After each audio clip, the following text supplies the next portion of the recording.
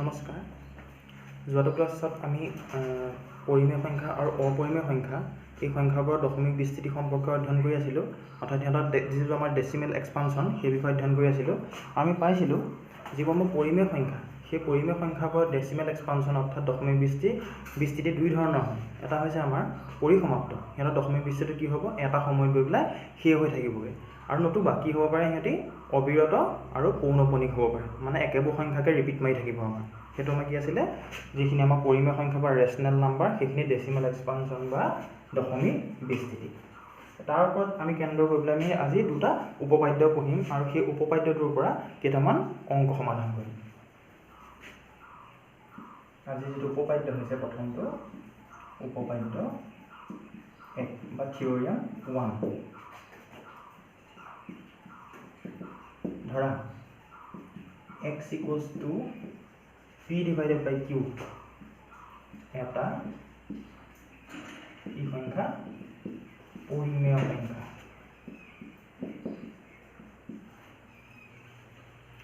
যাতে আমি ধৰি লওঁ n, m দুটা small capital letter small letter লৈছোঁ, n আৰু m লৈছোঁ, n আৰু m, যাতে n আৰু m অবিয়োগাত্মক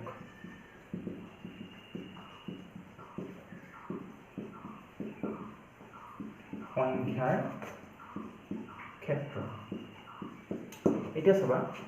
x টো কি p ডিভাইডেড বাই q, এইটোক আমি কি বুলি ক'ম, নিউমেৰেটৰ বুলি ক'ম, এইটো ডিনমিনেটৰ বুলি ক'ম, বা এইটো হৈছে লব, এইটো হৈছে হৰ। এই যিটো হৰটো আমি মৌলিক উৎপাদকীকৰণৰ আৰ্হিটো কেনেকুৱা চাম। ক্ষেত্ৰত কিউৰ মৌলিক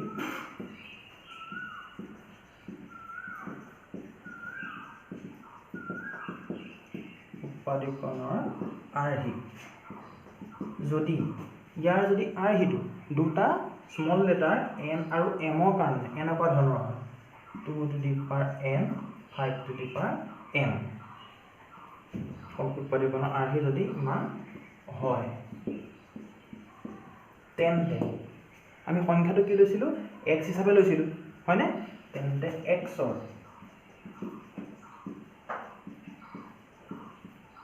দশমিক বিস্তৃতি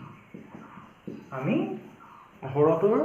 মৌলিক উৎপাদকীকৰণৰ আৰ্হিটো চাই কি গম পাম, গোটেই সংখ্যাটোৰ কি গম পাই যাম, দশমিক বিস্তৃতি বা ডেচিমেল এক্সপানশ্যনটো কেনেকুৱা গম পাই যাম। এতিয়া কি ক'লো, 2 to the power n আৰু 5 to the power m আৰ্হি যদি হয়, তেতিয়া দশমিক বিস্তৃতিটো কেনেকুৱা হ'ব, পৰিসমাপ্ত হ'ব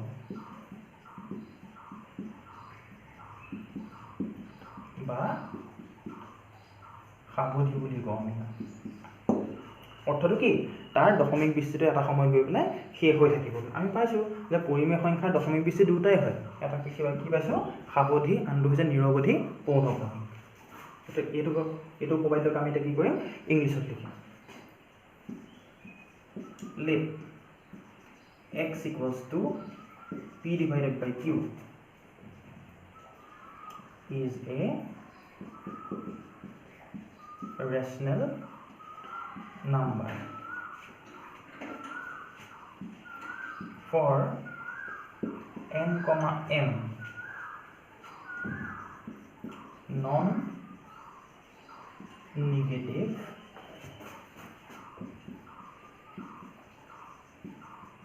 integers if the prime factorization, car prime factorization, a q of q is of the form, কেনেকুৱা ফৰ্ম হ'ব লাগিব, 2 to the power n আৰু 5 to the power m, then the decimal expansion of, car decimal expansion আমি কৰি চাই আছিলোঁ, এক্সৰ, আৰু এক্সটো দেখিবলৈ কাৰ নিচিনা, পি ডিভাইডেড বাই কিউ নিচিনা। তেতিয়াহ'লে কেনেকৈ গম পাম ডেচিমেল এক্সপানশ্যনটো, এই যিটো আমাৰ ডিনমিনেটৰ আছে, ডিনমিনেটৰ আমি কি চাম, প্ৰাইম ফেক্টৰাইজেশ্যনটোৰ যিটো আমাৰ আৰ্হিটো কেনেকুৱা চাম। কেনেকুৱা কৈছে আৰ্হিটো, 2 to the power n 5 to the power m কাৰ কাৰণে n, m কি আছিল আমাৰ নন নিগেটিভ ইন্টিজাৰ্ছৰ কাৰণে thus the decimal expansion of x is terminating মানে কি হৈ যাব শেষ হৈ যাব এতিয়া উপপাদ্য 1 বা থিওৰেম 1 আমি পালো থিওৰেম 2 টো মই লিখাই নাথাকো তোমালোকে নিজে লিখি লবা সবা ইয়াত আমি কি পাইছিলো x p ডিভাইডেড বাই q এটা পৰিমেয় সংখ্যা যাতে n, m অবিকৰ্ণ সংখ্যাৰ ক্ষেত্ৰত q মৌলিক উৎপাদকগণৰ আৰ্হি যদি 2 to the power n 5 to the power m ইয়াত হয় লিখিছিলো যেটো আমাৰ পিছৰ উপপাদ্যটা তোমালোকে তাৰ সলনি নহয় লিখিবা কি কলো হয় সলনি নহয় লিখিবা তেন্তে x ৰ দশমিক বিস্তৃতি প্ৰথমটো কি লিখিছিলো পৰিসমাপ্ত লিখিছিলো কিন্তু যেটো আমাৰ দ্বিতীয়টো হ'ব তাক আমি কি বুলি লিখিম হয়টো ঠাইত আমি লিখি দিম দ্বিতীয়টো ক্ষেত্ৰত নহয় এটো উপপাদ্য 2 আৰু দশমিক বিস্তৃতিতে কেনেকুৱা হ'ব অবিৰত পৌনপুনিক কি শেষ নহয় গৈ থাকিব কিন্তু কি হ'ব একেখিনি সংখ্যাকে ৰিপিট মাৰি থাকিব এটো উপপাদ্য 2 এখিনি একে লিখিম is আমি লিখি দিম ওপৰ not of the form এটো আছে of the form যেটো উপপাদ্য 2 বা থিওৰেম 2 তাত আমি কি লিখিম not of the form 2 to the power 5 to the power then the decimal expansion of x is terminating নহয় তে কি হ'ব non terminating লগত কি হ'ব ৰিপিটিং একেবোৰ সংখ্যাকে ৰিপিট মাৰি থাকিব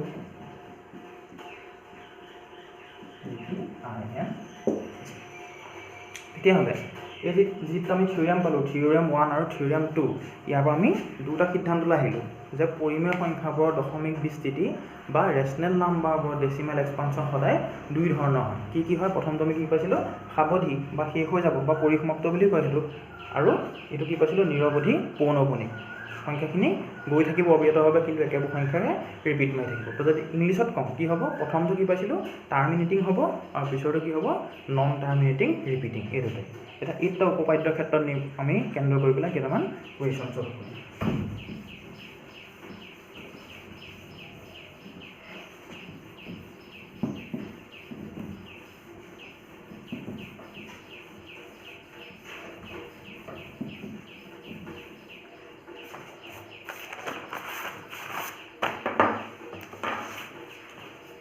First question to लिखिबा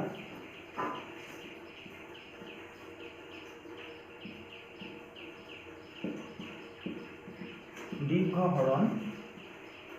नकराকৈ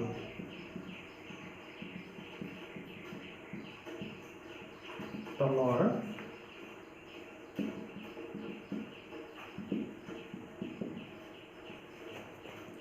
পৰিমেয় সংখ্যাবোৰ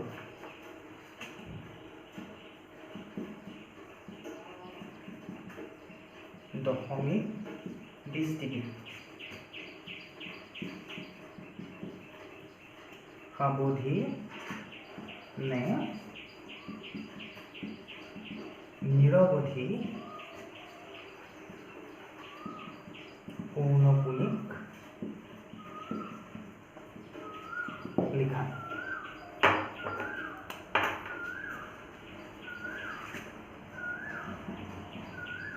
without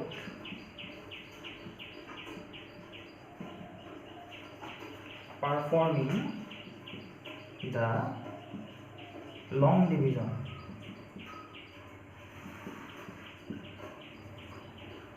step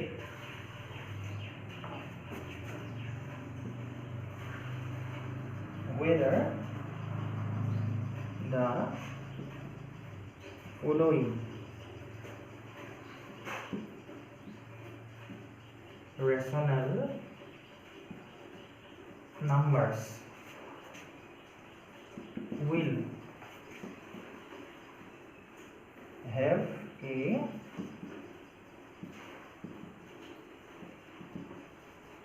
terminating decimal expansion or a non terminating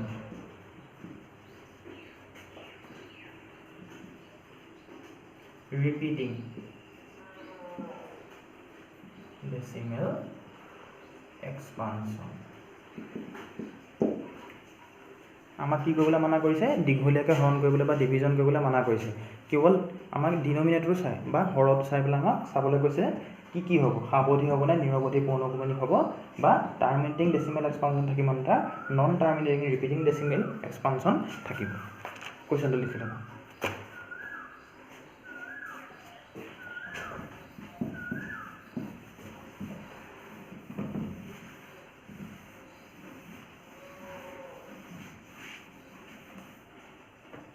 question it is a 13 divided by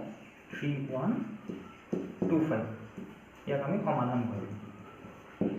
এটা এই সংখ্যাটো কি ফৰ্মত আছে p divided by q আমি থিওৰেমত কি পাইছিলো x p divided by q আমি q টো কি চাইছিলো তাৰ প্ৰাইম ফেক্টৰাইজেশ্যন চাইছিলো হয়নে এটা আমি তেলে q মানে কি আছে 3125 তেলে 3125 আমি চাব লাগিব গিভেন নাম্বাৰটো এটো 3125 আমি কাকতে উৎপাদক বিশ্লেষণ বা প্ৰাইম ফেক্টৰাইজেশ্যন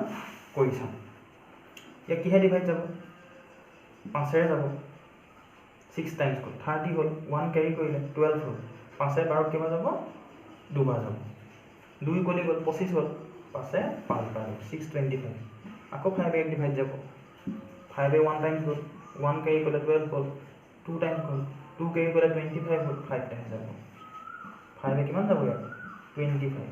আকৌ 5 रे 25 5 টাইমছ তেলে 5 কেটা পূৰণ হৈ আছে 5টা মাল্টিপ্লাই হ'লে কি বনিছে আমাৰ 3125 তেতিয়া হয়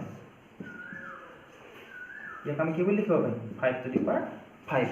তেতিয়া হলা ভালকৈ চাওঁচোন আমি কি এটো আমি হ'ল না 2 to the power 5 to the power হৈছে কিহৰ কাৰণে কি 5 টু দি পাৱাৰ 5 এইখিনি আমি এনেকৈ লিখিব পাওঁ 2 টু দি পাৱাৰ 0 মানে কি হ'ল 2 to the power n 5 to the power m আৰু হি হৈছে আমাক কি কৈছিলে য'ত n আৰু m বোৰ অবিয়োগাত্মক সংখ্যা বা নন নেগেটিভ ইন্টিজাৰ এটো 0 টো কি অবিয়োগাত্মক সংখ্যা হয়নে তেনে আমি কিহত প্ৰকাশ কৰিব পাৰিলো 2 to the power 5 to the power m আৰু হি প্ৰকাশ কৰিব পাৰিলো যদি পাৰিলো since q that is 3125 can be expressed in the form key form of 2 to the power n 5 to the power m so its decimal expansion is কি হ'ব terminating হ'ব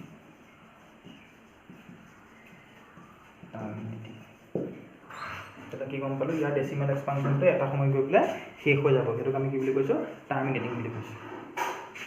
এটা কিনে কি অসমীয়া লিখো যেহেতু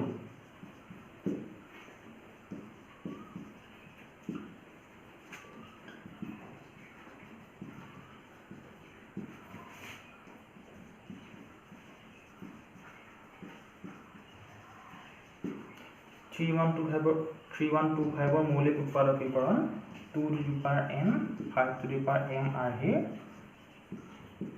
হয় গতিকে ইয়াৰ দশমিক বিস্তৃতি কি হ'ব সাৱধি হ'ব বা সাৱধি বা কি বুলি কয় পৰিসমাপ্ত হ'ব এইটো ইয়াৰ সমাধান বেলেগ এটা কোৱেশ্চন কৰিছো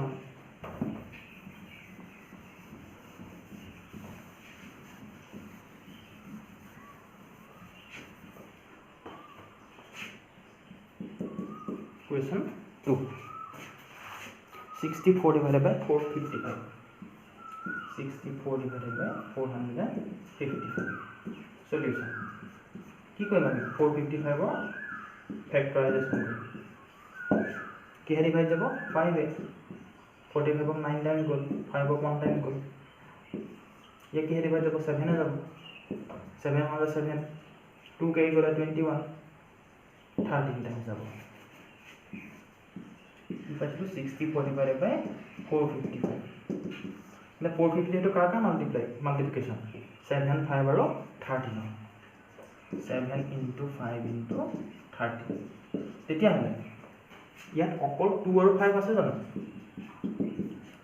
2 to the power 5 to the power মাহি পাইছিল না আমি কি দেখিছো আমি 2 আৰু 5 ৰ উপৰিও কি আছে ইয়াত 7 আৰু 13 আছে কিন্তু থাকিব পাৰিব জানো নোৱাৰে বেলেগ প্ৰাইম নাম্বাৰ থাকিব নোৱাৰে যদি বেলেগ প্ৰাইম নাম্বাৰ থাকে তেলে তাৰ কি হ'ব দশমিক বিস্তৃতিটো বা ডেসিমেল এক্সপানশনটো আমি যেটো উপবাদ্য 2 পাইছিলো সেই অনুসৰি হ'ব লিখি যাওঁচোন since 455 is not of the horn 2 to the power n 5 to the power n আমি এনেকৈ লিখিলে হ'ব বলে এনেকৈ লিখো যে 2 to the power n আৰু 5 to the power m ৰ উপৰিও বেলেগ এটা আমাৰ কি আছে প্ৰাইম ফেক্টৰ আছে সেই লিখিলে হ'ব এনেকৈ লিখিলে হ'ব is not of the form 2 to the power n 5 to the power n so its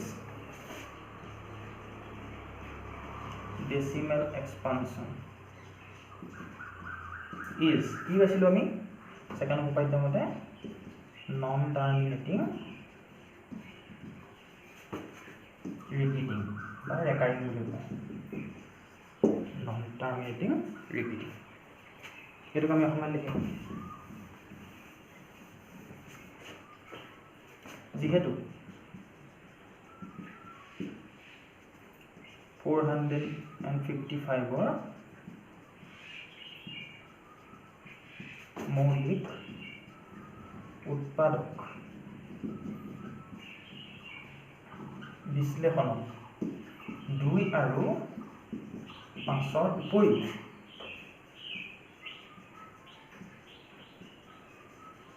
আন মৌলিক উৎপাদক আছে হয়নে 2 আৰু 5 ৰ উপৰি কি আছে 7 আৰু 13 আছে যদি তাৰ উপৰঞ্চি কিবা থাকে তেতিয়া তাৰ দশমিক বিস্তৃতি কেনেকুৱা হয় গতিকে ইয়াৰ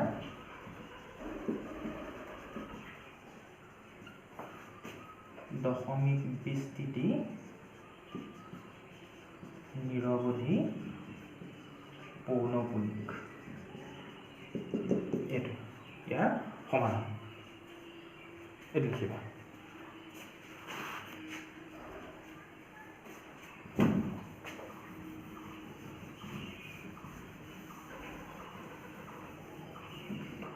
পিছৰ কোৱেশ্চন লগাও আমি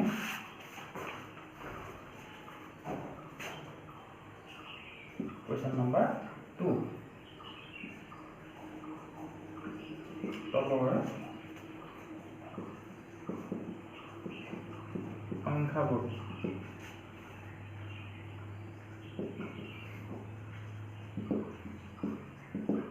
পৰিমেয় হয় নে নহয়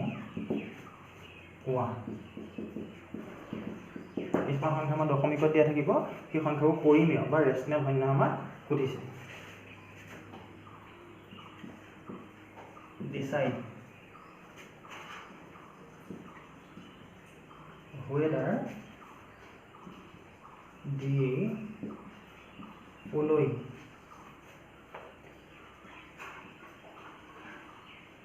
numbers are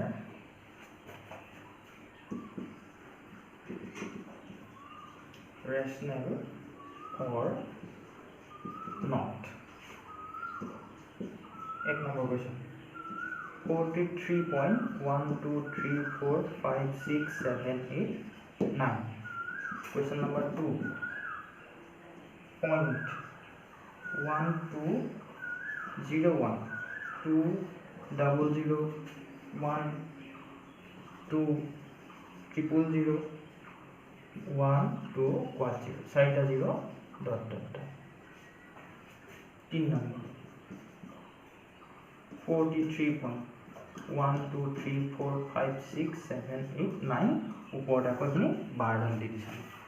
এটা সুধিছে এইকেইটা সংখ্যা আমাৰ পৰিব আমাৰ ৰেচনেল নাম্বাৰ হয় নে নহয় এটা প্ৰথমটো চাওঁচোন ইয়াৰ ডেচিমেল এক্সপানশ্যন কেনেকুৱা হৈছে শেষ হৈ গৈছেনে বা ইংলিছত কি লিখিম since it's decimal expansion is terminating তোমালোকে লিখি ল'বা ইয়াত লিখিবলৈ আমাৰ দিগদাৰ হ'ব অলপ since it's decimal expansion is terminating so' it is a কি হ'ব ৰেচনেল নাম্বাৰ টাৰ্মিনেটিং হ'লে ৰেচনেল নাম্বাৰ অসমীয়াখিনি লিখিবা যিহেতু ইয়াৰ দশমিক বিস্তৃতি পৰিসমাপ্ত বা সাৱধি গতিকে ই এটা পৰিমেয় সংখ্যা হয় পিছৰটো এটা চোৱা এইখিনি অবিৰতভাৱে গৈ আছে কিন্তু একেখিনি সংখ্যা ৰিপিট মাৰিছে জানো নাই মই সেইটো খেলি মেলিকৈ গৈছে একো সিহঁতি নিয়ম মানি চলা নাই অসমীয়াখিনি লিখিবা যিহেতু ইয়াৰ দশমিক বিস্তৃতি অবিৰত অপুনৰাৱৰ্তিত মানে একেখিনি নাম্বাৰ ৰিপিট মৰা নাই হয়নে তেতিয়াহ'লে ইয়াৰ এইটো কি হ'ব অবিৰত অপুনৰাৱৰ্তিত আমি কি পাইছিলোঁ সি এটা অপৰিমেয় সংখ্যা গতিকে 2 নম্বৰটো কি হ'ব এটা অপৰিমেয় সংখ্যা ইংলিছৰখিনি লিখিবা since it's decimal expansion is non-terminating and non-repeating so it is a irrational number এই 2 নম্বৰৰ ক্ষেত্ৰত 3 নম্বৰ এটো কি হৈছে ওপৰত 12 আছে মানে কি এই 1 2 3 4 5 6 7 8 9 এইকেইটা সংখ্যা বাৰে প্ৰতি আমি ৰিপিট মাৰি থাকিম হয়নে লিখিম আমি since its decimal expansion is non-terminating repeating হয়নে তেতিয়ালে কি হ'ব এটোটা কি হ'ব আমাৰ ৰেচনেল নাম্বাৰ হ'ব যেহেতু নন টাৰ্মিনেটিং ৰিপিটিং হৈছে গতিকে ই এটা ৰেচনেল নাম্বাৰ অসমীয়াখিনি লিখিবা যেহেতু ইয়াৰ দশমিক বিস্তৃতি অবিৰত আৰু পুনৰাৱৰ্তিত তেতিয়াহ'লে ইয়াৰ দশমিক বিস্তৃতি তেনেকুৱা হ'লে কি হ'ব ই এটা পৰিমেয় সংখ্যা হ'ব এইটো ই পৰিমেয় ই অপৰিমেয় আৰু ই পৰিমেয় মই কাৰণকেইটা কৈ দিলোঁ তোমালোকে বহীত নোট ডাউন কৰি ল'বা আমি এইখিনিলৈকে পঢ়িলোঁ আমাৰ যিটো লাষ্ট অনুশীলন আছিলে তাত এইকেইটা অংক আছিলে আমাৰ এইকেইটা অংক সমাধান কৰিলোঁ আৰু যিহেতু ভিডিঅ' ক্লাছ মই গোটেইখিনি কভাৰ কৰিবগৈ নোৱাৰিম তোমালোকে নিজে কিতাপখন উলিয়াই ল'বা আৰু পঢ়িবলৈ চেষ্টা কৰিবা মই আজি মোটামুটি চেপ্টাৰটো শেষ হৈছে বুলি ধৰিছোঁ আৰু নেক্সট যিটো মই ক্লাছ কৰিম তাত আমি নেক্সট বেলেগ এটা চেপ্টাৰ আৰম্ভ কৰিম ঠিক আছে ধন্যবাদ